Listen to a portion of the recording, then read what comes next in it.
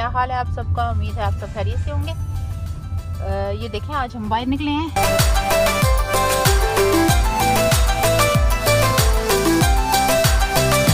France में lockdown है तो देखें फिर भी गाड़ियाँ वगैरह तो चल रही हैं, लेकिन इतना रश नहीं है जितना पहले होता था ना। तो शॉप्स वगैरह वो देखें बंद है।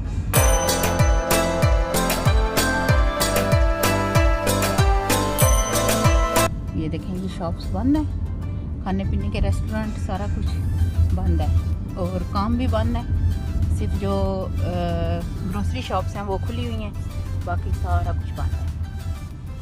ये देखें शामिल भी जा रहा है, इसको भी बाहर घूमने के लिए लेके आए हैं।